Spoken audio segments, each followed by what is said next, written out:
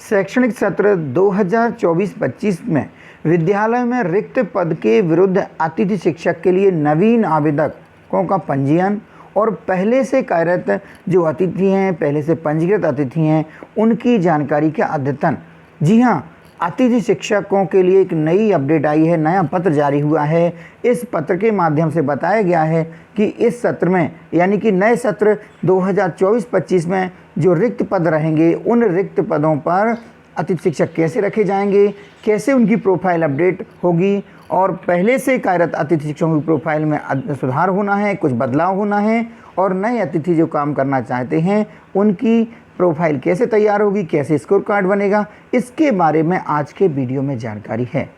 तो वीडियो पूरा देखना होगा क्योंकि जानकारी कोई आपको छूट ना जाए। इसके लिए आइए शुरुआत करते हैं। यह जो पत्र है यह लोक शिक्षण संचालनालय मध्य प्रदेश भोपाल के द्वारा ये जारी हुआ है। 5 जून 2024 को यह पत्र जारी हुआ है। सभी संकुल प्राचार्य और इससे वरिष्ठ अधिकारियों के लिए यह पत्र जारी हुआ है। तो आइए देखते हैं पत्र में क्या कहा गया है। उपरोक्त विषयांतर्गत शैक्षणिक सत्र 2024-25 हेतु शासकीय विद्यालयों में शिक्षण कार्य हेतु रिक्त पदों के विरुद्ध अतिथि शिक्षकों की व्यवस्था की जाना है। यानी कि जितने भी शासकीय विद्यालय हैं उनमें यदि कहीं रिक्त पद हैं तो उनके विरुद्ध क्या होगा, अतिथि शिक्षक रखे जाएंगे।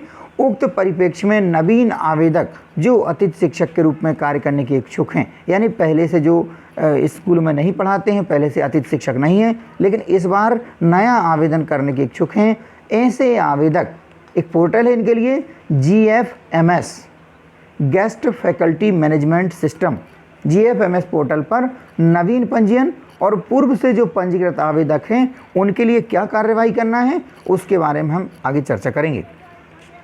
सबसे पहले हम बात करेंगे नवीन आवेदकों द्वारा पोर्टल पर पंजीकरण हेतु क्या क्या कार्रवाई की जाना है। तो नवीन पंजीयन हेतु आवेदक एक जो डिस्प्ले में आपको यहाँ लिंक दिखाई दे रही है www.gfms.mp.gov.in के माध्यम से पंजीकरण कर सकते हैं। आपको इस वेबसाइट पर जाना होगा, इसके माध्यम से आप पंजीकरण कर सकते हैं। इसमें अगला काम होगा, जैसे आपका पंजीयन होगा इसके बाद आधार eKYC होगी। इसके पश्चात में शैक्षणिक एवं व्यावसायिक योग्यता की जानकारी दर्ज करके आपकी जो प्रोफाइल है उसको आपको अपडेट करना होगा।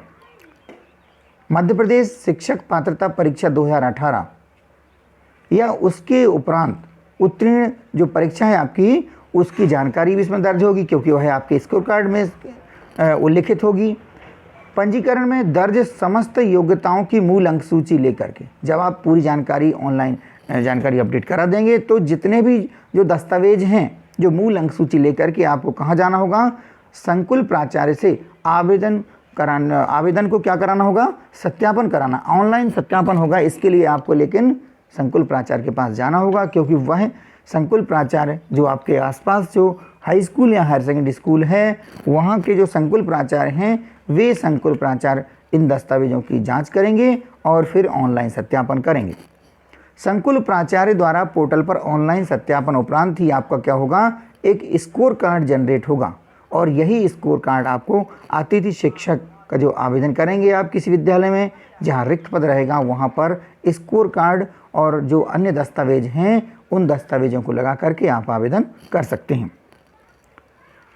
आगे भी इसकी चर्चा विस्तार से की जाएगी कि नवीन आवेदकों को कैसे कैसे प्रोफाइल को तैयार करवाना है, उसकी भी यहाँ पर जानकारी बताऊंगा। अब हम चर्चा करते हैं पूर्व से पंजीकृत आवेदक द्वारा पोर्टल पर जानकारी अद्यतन हेतु की जाने वाली कार्यवाही। जो पहले से पंजीकृत हैं यानी जिनकी पहले से प्रोफाइल बनी है, स्कोर कार्ड बन चुका है, ऐसे अतिथि शिक्षकों के लिए भी कुछ कार्रवाई करना है। आइए देखते हैं क्या करना है। पूर्व से पंजीकृत आवेदकों को पुनः पंजीयन करने की आवश्यकता नहीं है, यानी पंजीयन तो आपका पहले से है। आपको क्या कराना होगा, नवीन शैक्षणिक और व्यावसायिक योग्यता दर्ज करने हेतु प्रोफाइल को आपको अनलॉक कराना होगा।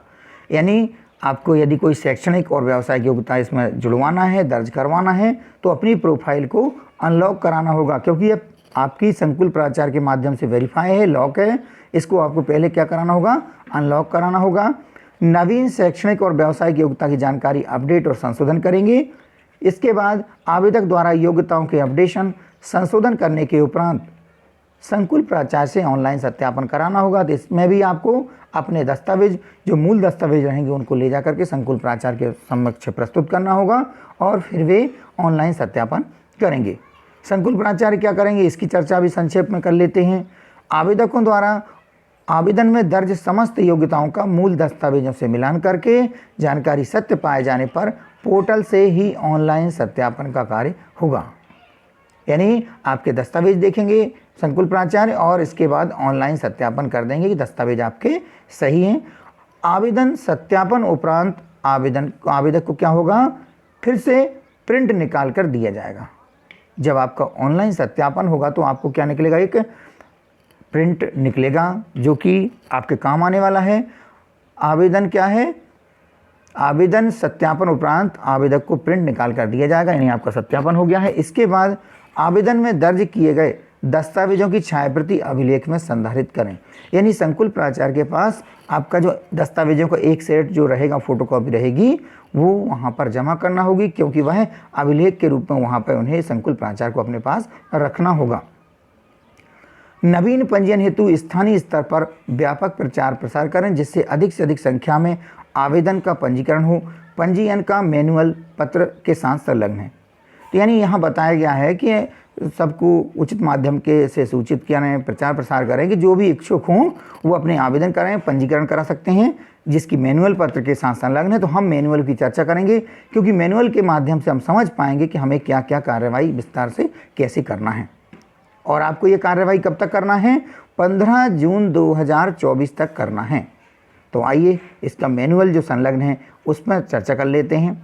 नवीन पंजीयन हेतु आवेदक द्वारा GFMS पोर्टल पर की जाने वाली कार्रवाई। तो सबसे पहले आवेदक द्वारा नवीन पंजीयन हेतु पोर्टल पर OTP के माध्यम से मोबाइल नंबर रजिस्टर करें। आपका ये जो गेस्ट फैकल्टी मैनेजमेंट सिस्टम है, इसमें क्या होगा, अतिथि शिक्षक जो आपका मोबाइल नंबर आप दर्ज करेंगे।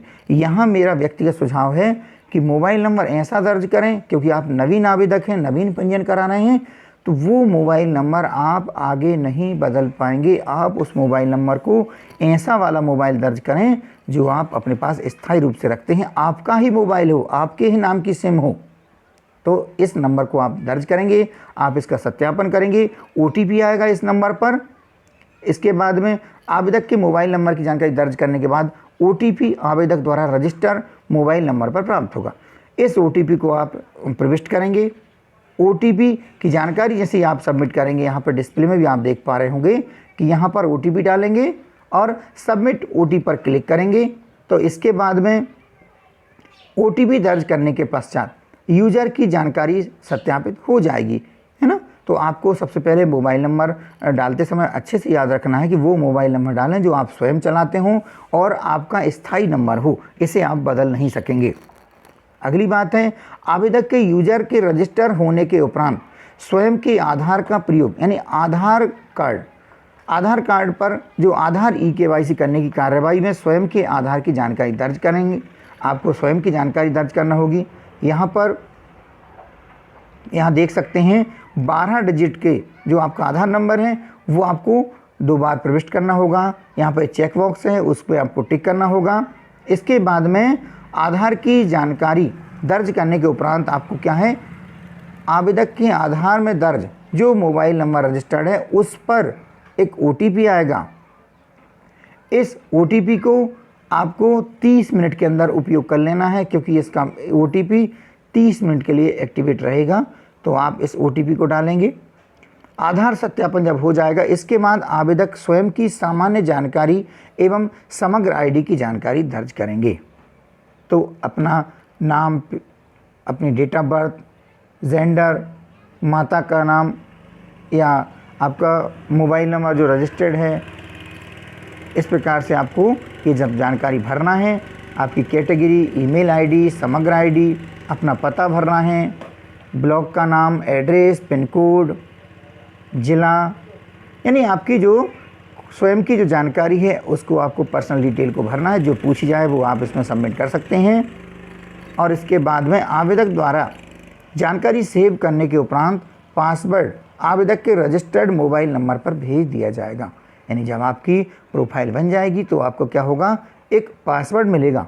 आवेदक का यूज़र नेम क्या रहेगा, जो आपने मोबाइल नंबर दर्ज किया है वह आपका यूज़र नंबर हो जाएगा, और पासवर्ड आपके OTP के माध्यम से प्राप्त हो जाएगा। आपके मोबाइल पर आएगा, पासवर्ड आएगा। इस पासवर्ड को आप अपने पास सुरक्षित रखना है।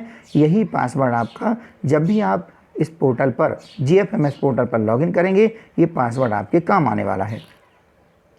आवेदक अपनी लॉगिन आईडी का प्रयोग करके लॉगिन करने के उपरांत शैक्षणिक और व्यावसायिक योग्यता की जानकारी दर्ज करने हेतु अपडेट क्वालिफिकेशन पर क्लिक करेंगे। अब आपको यहाँ पर ये दिख रहा है, ऊपर तीर बना हुआ है, अपडेट क्वालिफिकेशन पर आप क्लिक करेंगे। यहाँ पर आपको जो आपकी क्वालिफिकेशन है वो जानकारी आपको दर्ज करना होगी। आवेदक अपडेट क्वालिफिकेशन ऑप्शन के माध्यम से शैक्षणिक और व्यावसायिक योग्यता की जानकारी को अपडेट करेंगे, जानकारी दर्ज करेंगे, और इस प्रकार से जो जानकारी आपसे पूछी जाए वो आप दर्ज करते जाएंगे। इसके बाद में शैक्षणिक एवं व्यावसायिक योग्यता की जानकारी अपडेट करने के उपरांत एक प्रिंट निकलेगा, जो समस्त मूल दस्तावेजों के साथ में संकुल प्राचार्य से ऑनलाइन सत्यापन के लिए आपको प्रस्तुत करना होगा। ये प्रिंट रहेगा, इसमें अतिथि शिक्षक आवेदक का विवरण रहेगा, इसमें डिटेल्स एज पर EKYC ये सब जानकारी रहेगी। आपकी पढ़ाई, कब आपने कौन सा कोर्स किया, कितना, कौन सा बोर्ड था, कितने आपके नंबर आए, क्या रोल नंबर था, ये सब जानकारी आप अच्छे सावधानी से भरें। अच्छे से अंकित करने के बाद संकुल प्राचार्य द्वारा आवेदन को निरस्त करने पर जानकारी आवेदक के लॉगिन पर पुनः अनलॉक होगा, और वेरीफाई होने के उपरांत आवेदक के लॉगिन पर जानकारी लॉक प्रदर्शित होगी। यानी आप पहले तो बहुत सावधानी रखें जो जानकारी दर्ज कर रहे हैं, फिर भी यदि कोई गलती हो जाती है तो जब संकुल प्राचार्य के पास आवेदन आप लेकर जाएंगे, वहाँ से आपका आवेदन निरस्त हो जाएगा, और उसको फिर आपकी जो प्रोफाइल है उसको अनलॉक हो जाएगी, और वेरीफाई होने के बाद जब आपके सत्यापन अच्छे से हो जाएगा तभी आपकी यहाँ पर लॉक प्रदर्शित होगी, यानी आपकी जो जानकारी है वो लॉक हो जाएगी। संकुल प्राचार्य के सत्यापन के उपरांत आवेदक की शैक्षणिक और व्यावसायिक योग्यता के आधार पर स्कोर कार्ड जनरेट होगा। यानी अब क्या होगा, जब आपकी जानकारी संकुल से सत्यापित हो जाएगी, प्रोफाइल लॉक हो जाएगी, तो आपका बनेगा स्कोर कार्ड। आवेदक के लॉगिन से स्कोर कार्ड मॉड्यूल में जाकर के स्कोर कार्ड डाउनलोड कर सकेंगे। आपका यहाँ पर जो सीधे हाथ तरफ आपको स्कोर कार्ड मैनेजमेंट ये चेक बॉक्स यहाँ पर दिख रहा है, यहाँ पे आप क्लिक करेंगे तो आप फिर क्या करेंगे, अपना स्कोर कार्ड आपको मिलेगा। स्कोर कार्ड मॉड्यूल में माय स्कोर कार्ड ऑप्शन के माध्यम से स्कोर कार्ड को डाउनलोड करें। स्कोर कार्ड आपको कुछ इस प्रकार से दिखेगा। अतिथि शिक्षक प्रबंधन प्रणाली सत्र 2023-24, तो आपका ये सत्र नया रहेगा, 24-25 का आएगा। और यहाँ पे आपका नाम, आपका पता, मोबाइल नंबर, ईमेल आईडी वगैरह जानकारी रहेगी। आपकी जो शैक्षणिक योग्यता है, व्यावसायिक योग्यता है, ये सब जानकारी दर्ज होगी, जो आपने दर्ज की है उसकी जानकारी रहेगी। और आपका स्कोर कार्ड में यहाँ पे 325 नंबर कुल मिलाकर के आपके हो सकते हैं। कैसे कैसे होंगे, आपकी बेसिक क्वालिफ़िकेशन के आपके जो स्कोर है वो परसेंटेज आपका दिखेगा। प्रोफेशनल क्वालिफ़िकेशन आपका जैसे D.Ed B.Ed है तो उसके आपके आउट ऑफ 100 जितने भी आपके 100 में से जितने नंबर आए होंगे, यानी प्रतिशत रहेगा वो यहाँ पे प्रदर्शित होगा।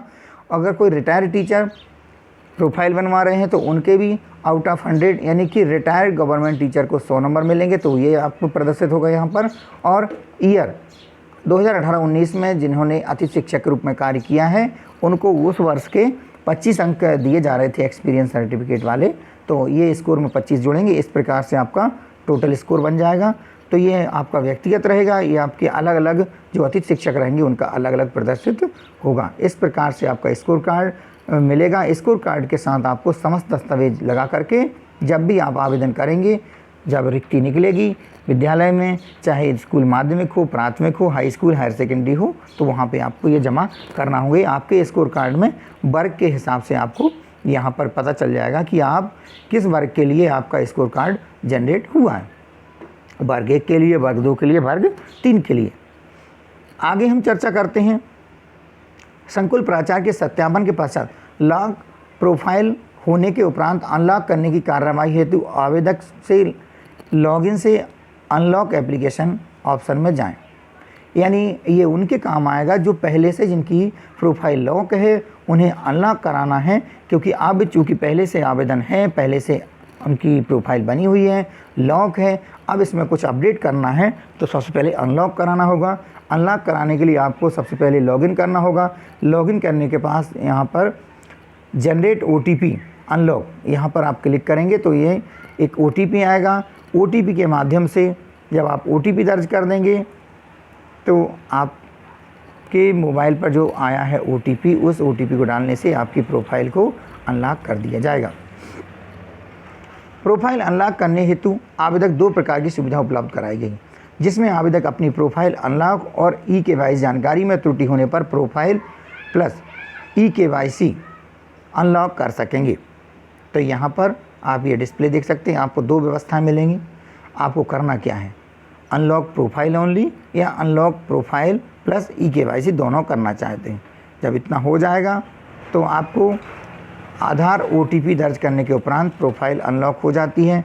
आपकी जो इन्फॉर्मेशन मिलेगी कि OTP वैध है और आपकी प्रोफाइल को अनलॉक कर दिया गया है और आपका वर्तमान स्कोर कार्ड निरस्त कर दिया गया है। अब आपका स्कोर कार्ड चूँकि अब उसमें कुछ आप सुधार करना चाहते थे तो अपना स्कोर कार्ड आपका रद्द हो गया है, अब नया स्कोर कार्ड आपका तैयार होगा। तो आवेदक की प्रोफाइल अनलॉक होने के पश्चात आवेदक द्वारा दर्ज जानकारी में आवश्यक संशोधन किया जाएगा। तो आप अपनी जो पढ़ाई की जानकारी है, अनुभव की जानकारी है, ये सब आप दर्ज करेंगे। और आवेदक ने जो मध्य प्रदेश शिक्षक पात्रता परीक्षा TET 2018 की या इसके उपरांत परीक्षा कोई पास की है, उत्तीर्ण की है, तो उसकी जानकारी आपको दर्ज करना होगी। तो TET क्वालिफ़िकेशन वाली ऑप्शन पर जाएंगे और अपनी जानकारी को दर्ज करेंगे। इसमें आपको अपने जिस वर्ष आपने एग्ज़ाम दिया है उसका, आपकी कौन सी पैनल है, वर्ग 1, 2, 3, आपकी कैटेगरी, जेंडर, रोल नंबर और आपको कितने अंक मिले थे, ये जानकारी दर्ज करना होगी। आवेदक समस्त शिक्षण एवं प्रशिक्षण योग्यता तथा TET क्वालिफ़िकेशन जानकारी को अपडेट करने के उपरांत संकुल प्राचार्य से सत्यापन कराएंगे। तो इस प्रकार से आपको ये ध्यान रखना है कि आपका जो शिक्षण की है, यानी आपकी पढ़ाई की जो जानकारी आप दर्ज करा रहे हैं वह भी अच्छे से देखकर ध्यान से दर्ज करें, या जहां ऑनलाइन पे करा रहे हैं तो आप अच्छे से ऑनलाइन पे दर्ज कराएं। अपने प्रशिक्षण की योग्यता और TET क्वालिफ़िकेशन जो भी अपडेट कराना है, इसके पश्चात ही आपका जो सही स्कोर कार्ड जनरेट होगा। इस स्कोर कार्ड के माध्यम से ही आपको अपना आवेदन करना है। स्कूल में आप जानकारी को जमा करेंगे तो आप नए शिक्षण सत्र में पढ़ाने के लिए योग्यता अपने पास हो जाएगी, तो आप बिल्कुल पढ़ा सकते हैं। तो आप सबसे पहले ये 15 जून के पहले ये कार्य कर लीजिए, क्योंकि आप नया स्कोर कार्ड अपने पास रख लीजिए। इस स्कोर कार्ड के माध्यम से ही आपको किसी विद्यालय में आवेदन करना होगा। इसके बारे में और भी कोई जानकारी आएगी तो मैं आपको इस चैनल के माध्यम से वीडियो बना करके वीडियो आपको उपलब्ध करा दूंगा। आप सब इस वीडियो को देख कर के लाभान्वित हुए हो तो एक बार वीडियो को लाइक ज़रूर करें। और आप सब ने वीडियो को देखा, आप सभी का बहुत बहुत धन्यवाद।